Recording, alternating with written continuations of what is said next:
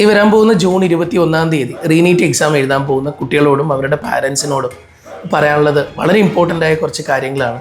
ഉറപ്പായിട്ടും ഈ വർഷം എക്സാം എഴുതുന്ന കുട്ടികളിലേക്ക് നിങ്ങൾ ഈ വീഡിയോ ഷെയർ ചെയ്യണം. കാരണം ഏറ്റവും വലിയൊരു ബുദ്ധിമുട്ടിലേക്കാണ് നമ്മൾ പോയിക്കൊണ്ടിരിക്കുന്നത്.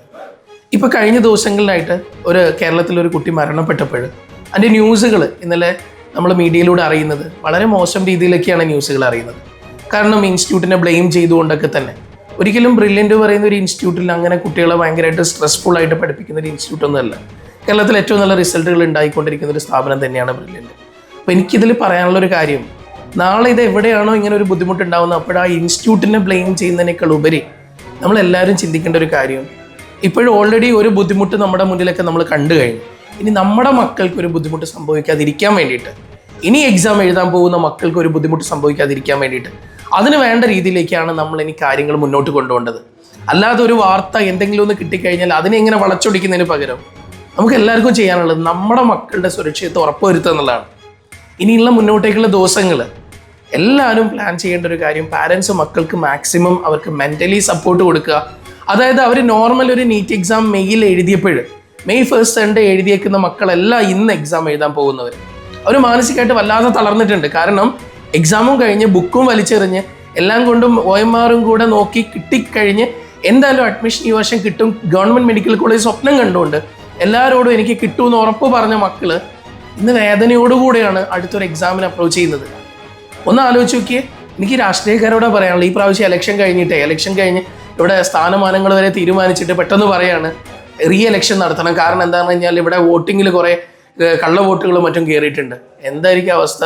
നാട് കത്തൂല്ലേ? അങ്ങനെയാണ്. അതിനേക്കാളും വലിയൊരു പ്രശ്നമാണ് ഈ കേരളത്തിലിരിക്കുന്ന 1,30,000 കുട്ടികളോട്, ഈ ഇന്ത്യയിൽ തന്നെ 22,78,000 കുട്ടികളോട് ചെയ്തത് ഏറ്റവും നീതികേടാണ്, നെറികേടാണ്. അതായത് ഓൾറെഡി NTA നാഷണൽ ടെസ്റ്റിംഗ് ഏജൻസിയുടെ സൈഡിൽ നിന്ന് വന്നേക്കുന്ന ഏറ്റവും വലിയ പിഴവ് തന്നെയാണ് എക്സാം ക്വസ്റ്റ്യൻ പേപ്പർ ലീക്ക് എന്ന് പറയുന്നത്. ക്വസ്റ്റ്യൻ പേപ്പർ ലീക്ക് ആയി കഴിഞ്ഞു, ഇതെല്ലാ വർഷങ്ങളും നടക്കുന്നുണ്ട്. പക്ഷെ ഇത് ഇത്രത്തോളം മാസമായിട്ടുള്ള രീതിയിലുള്ള ഒരു ലീക്ക് ഉണ്ടായി കഴിഞ്ഞപ്പോഴിത് പെട്ടെന്ന് പുറത്തു വന്നു. നേരെ CBIക്ക് അന്വേഷണം വിടുന്നു, കുറച്ചുപേരെ പിരിച്ചുവിടുന്നു, കാര്യങ്ങൾ അന്വേഷണങ്ങളായിട്ട് മുന്നോട്ട് പോകുന്നു. സത്യം പറഞ്ഞാൽ ഏറ്റവും വലിയ ഓഫീസേഴ്സ് വരെ ഇതിനുള്ളിൽ ഇൻവോൾവ് ആണ്. ആ രീതിയിൽ ഇത്രയും മോശം രീതിയിലേക്ക് ഈ മക്കളുടെ മനസ്സിനെ കൊണ്ടുപോയത്, അവരുടെ കോൺഫിഡൻസ് ഇല്ലാത്ത രീതിയിൽ ആ കുട്ടികളെ ഏറ്റവും മാനസികമായിട്ട് ഇത്രയും വീക്കാക്കിയേക്കുന്നത് സത്യത്തിൽ ഇന്നത്തെ ഈ ഒരു സിസ്റ്റമാണ്, ഇവിടുത്തെ ഈ എക്സാം സിസ്റ്റം തന്നെയാണ്. ഇവിടെ കൊടുക്കുന്ന ആ സമയത്ത് കുട്ടിക്കുണ്ടായ പ്രഷർ കാരണമാണ് പല മക്കളും വല്ലാണ്ടായി പോകുന്നത്. എന്താണ് അവരുടെ ഉള്ളിലുള്ള പ്രശ്നം? എന്താ അറിയോ? അവർ ഈ എക്സാം ക്രാക്ക് ചെയ്തു, ആ എക്സാമിൽ അവർ റിസൾട്ട് ആക്കി തന്നെ അവർ തന്നെ വിശ്വസിച്ചു, ഉറപ്പായിരുന്നു അവർക്ക് കിട്ടും എന്നുള്ളത്. പക്ഷെ ഇനി വരാൻ പോകുന്ന ഒരു എക്സാമിൽ അവരെ കൊണ്ട് പറ്റുമോ ഇല്ലയോ എന്നുള്ളത് തന്നെ അവർ ആലോചിച്ചുകൊണ്ടിരിക്കുകയാണ്. ഇത് ഏതൊരു നോർമൽ കുട്ടികളുടെ ഉള്ളിലുണ്ടാകുന്ന പ്രശ്നം. അവർ കുട്ടികളാണ്, അതുകൊണ്ടാണ് അവരെ കുട്ടികൾ നമ്മൾ വിളിക്കുന്നത്. അവർ വലിയ മുതിർന്നവരല്ല, അവരെല്ലാത്തിനെയും ഫേസ് ചെയ്യാൻ അത്രത്തോളം പാകപ്പെട്ട മനസ്സല്ല ആ കുട്ടികളുടേത്. അവർ ഓൾറെഡി വീക്കാണ്, അവരുടെ മനസ്സിൻ്റെ ഉള്ളിൽ ഓൾറെഡി ഒരു വലിയൊരു ട്രോമ ഉണ്ടായിട്ടുണ്ട്. അതിൻ്റെ കൂടെയാണ് അവരിപ്പോഴും പ്രാക്ടീസ് ചെയ്തുകൊണ്ടിരിക്കുന്നത്. മാനസികമായിട്ട് കുട്ടികൾ പിന്നോട്ടേക്ക് തന്നെ പോയിട്ടുണ്ട്. പലരും നല്ല സ്കോർ ചെയ്യുന്ന പല കുട്ടികളും ഇത് ക്വിറ്റ് ചെയ്ത് ഒഴിവാക്കി പോയി കഴിഞ്ഞിരിക്കുന്നത്. ഇവിടെ വരാൻ പോകുന്നതെന്ന് പറഞ്ഞാൽ ഇത്രയും വലിയൊരു ബുദ്ധിമുട്ട് മൊത്തം ഉണ്ടായത് ഇവിടുത്തെ ഈ എക്സാം സിസ്റ്റത്തിൻ്റെ പ്രശ്നം കൊണ്ട് തന്നെയാണ്. ഇനി നമുക്ക് ഈ സിസ്റ്റത്തിന് പഴിചാരലും നമ്മൾ ഓരോ ഇൻസ്റ്റിറ്റ്യൂട്ടിന് പഴിചാരുന്നതിന് പകരം നമ്മളിനി എടുക്കേണ്ട തീരുമാനങ്ങൾ 21 വരെ നമ്മുടെ കുട്ടികൾക്ക് ഏറ്റവും നല്ലൊരു സ്ട്രെങ്ത് കൊടുക്കുക, അവർക്ക് നല്ലൊരു സപ്പോർട്ട് കൊടുക്കുക, അവരെ കൊണ്ട് പറ്റുമെന്നുള്ളൊരു കോൺഫിഡൻസ് കൊടുക്കുക. വീണ് പോകുമ്പോൾ അവർക്ക് വേണ്ട കൗൺസിലിംഗ് ആണെങ്കിൽ അവരെ കൂടെ നിർത്തിക്കൊണ്ട് അവരെ സപ്പോർട്ട് ചെയ്തുകൊണ്ടുള്ളൊരു എൻവയോൺമെൻറ്റ് നമ്മൾ ക്രിയേറ്റ് ചെയ്യുക. ഇനി അങ്ങോട്ടേക്ക് എന്ത്? 21 എക്സാം കഴിഞ്ഞ് ഇറങ്ങുമ്പോൾ കഴിഞ്ഞ എക്സാമിൽ 625 അടുത്ത് കട്ട് ഓഫ് വരും നമ്മൾ പറഞ്ഞെങ്കിൽ ആ 625 മുകളിൽ ഉള്ള കുട്ടികളെല്ലാവരും തന്നെ പ്രതീക്ഷയോടുകൂടി തന്നെ ഈ വർഷം കയറും എന്നുള്ള രീതിയിൽ അവരവരുടെ ഫ്രണ്ട്സിനോട് അവരുടെ കാര്യങ്ങൾ ഷെയർ ചെയ്തു, അവരുടെ ഫാമിലിയിൽ അവർ ഷെയർ ചെയ്തു, അവരുടെ നാട്ടുകാരോടും എല്ലാവരോടും അവർ വിളിച്ചു പറഞ്ഞു കഴിഞ്ഞു, ഈ വർഷം എന്തായാലും MBBS കിട്ടും. എൻ്റെ കഷ്ടപ്പാടുകൾ ഈ 2 കൊല്ലം കഷ്ടപ്പെട്ടു, അല്ലെങ്കിൽ 3 കൊല്ലം കഷ്ടപ്പെട്ടു, ഇതാ ഞാൻ എന്തായാലും ഇനി നീറ്റ് ഇനി ഞാൻ മെഡിക്കൽ കോളേജിലേക്ക്. ഇതുപോലെ പറഞ്ഞ് നടന്ന മക്കൾ വീണ്ടും ബുക്കും എടുത്ത് വെച്ച് പ്രിപ്പയർ ചെയ്യുമ്പോൾ അവർ മാനസികമായിട്ട് നല്ല ബുദ്ധിമുട്ടിലാണുള്ളത്. അത്രത്തോളം സ്ട്രെസ്ഡ് ആണ് ഓരോ കുട്ടിയും പോകുന്നത്. ഈ സ്ട്രെസ്സിനിടയിൽ നമുക്ക് അവർക്ക് കൊടുക്കാൻ പറ്റുന്ന ഏറ്റവും നല്ല സപ്പോർട്ടാണ്. ഇവിടെ നമ്മുടെ കേരളത്തിൽ എഡ്യൂക്കേഷൻ മിനിസ്റ്റർ എടുക്കേണ്ട ഒരു തീരുമാനം എന്ന് പറഞ്ഞു കഴിഞ്ഞാൽ ഈ സമയത്ത് നമ്മുടെ കുട്ടികൾ എക്സാം എഴുതി കഴിയുമ്പോൾ അവർക്ക് ഫ്രീ ആയിട്ടുള്ള കൗൺസിലിംഗ് സെഷൻസും അവരെ മനസ്സിനെ ഓക്കെ ആക്കാൻ വേണ്ടിയിട്ടുള്ള, അവർക്ക് ധൈര്യം മനസ്സിന് കൊടുക്കാൻ പറ്റുന്ന രീതിയിലുള്ള സെഷൻസ് ഫ്രീ ആയിട്ട് അവൈലബിൾ ആക്കുക കുട്ടികൾക്കുള്ളതാണ് നമുക്ക് ചെയ്യാൻ പറ്റുന്നൊരു കാര്യം. അത് ഓൺലൈനിലൂടെ ഓഫ്ലൈനിലൂടെയും കുട്ടികൾക്ക് അതിന് വേണ്ട ആക്സസുകൾ ഒരുക്കി കൊടുക്കുക എന്നുള്ളതാണ് നമുക്ക് ചെയ്യാൻ പറ്റേണ്ട കാര്യം. കാരണം ഈ പ്രാവശ്യം എക്സാംസിൽ ആദ്യത്തെ ഒരു 1000 റാങ്കുകൾക്കുള്ളിൽ വന്ന കുട്ടികൾ, നമ്മൾ 1000 റാങ്കുകൾക്കുള്ളിൽ വരുമെന്ന് എക്സ്പെക്ട് ചെയ്ത കുട്ടികൾ അടുത്ത എക്സാംസിൽ 1000 റാങ്കുകൾക്കുള്ളിൽ വരണമെന്നില്ല.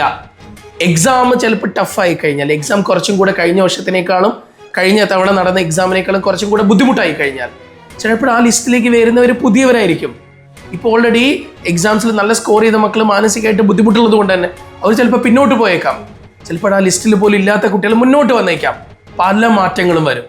ഇതിൽ പുതിയതായിട്ട് ലിസ്റ്റിലേക്ക് ആഡ് ചെയ്യപ്പെടുന്ന കുട്ടികളെ സംബന്ധിച്ചിടത്തോളം അവർ ഭയങ്കര ഹാപ്പി ആയിരിക്കും. പക്ഷെ കഴിഞ്ഞ ലിസ്റ്റിൽ നിന്ന് എലിമിനേറ്റ് ആയി പോകുന്ന കുട്ടികൾ, അവരാണ് മാനസികമായിട്ട് ഏറ്റവും പിന്നിലേക്ക് പോകുന്നത്. അവർക്കുള്ള സപ്പോർട്ടാണ് നമ്മൾ കൊടുക്കേണ്ടത്. അവർക്കുള്ള സപ്പോർട്ടാണ് ഇനി മുന്നോട്ടേക്കുള്ള ദിവസങ്ങളിൽ അറേഞ്ച് ചെയ്യപ്പെടേണ്ടത്. അതിന് വേണ്ടിയിട്ടുള്ള ആക്ഷൻസ് നമ്മുടെ ഈ നാട്ടിൽ ഉണ്ടായേ പറ്റൂ. ആദ്യം അതിന് വേണ്ട സപ്പോർട്ട് കൊടുക്കേണ്ടത് നമ്മളെ വീട്ടിൽ നിന്നാണ്. അത് കൂടാതെ നിങ്ങൾ പഠിപ്പിച്ച ഇൻസ്റ്റിറ്റ്യൂട്ട് കൊടുക്കുന്ന സപ്പോർട്ട്, നിങ്ങൾ പഠിപ്പിച്ച അധ്യാപകർ കൊടുക്കുന്ന സപ്പോർട്ട്, എല്ലാവരും ഒന്നിച്ച് നിന്നുകൊണ്ട് മക്കളെ കൂടെ നിന്നാൽ മാത്രമേ വരാൻ പോകുന്ന എന്താണെന്ന് നമുക്ക് ആർക്കും അറിയില്ല. വരാൻ പോകുന്ന ദിവസം ഏത് രീതിയിൽ ഉണ്ടാവും നമുക്കറിയില്ല. നമുക്ക് സംസാരിക്കേണ്ട അതിനെക്കുറിച്ചാണ്.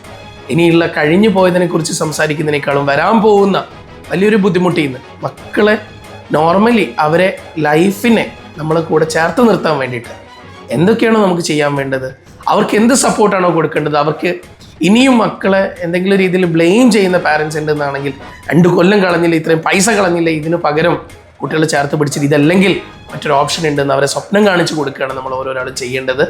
ഉറപ്പായിട്ടും വരാൻ പോകുന്ന 21-ാം തീയതി എക്സാം എല്ലാ മക്കൾക്കും ഈസി ആവട്ടെ എന്ന് പ്രാർത്ഥിക്കുകയാണ്. ഒപ്പം അവരെ ചേർത്ത് നിർത്താൻ പറ്റുന്ന ഒരു സിസ്റ്റം ഇവിടെ ഉണ്ടാവട്ടെ എന്ന് നമുക്ക് പ്രാർത്ഥിക്കാം. Okay, thank you.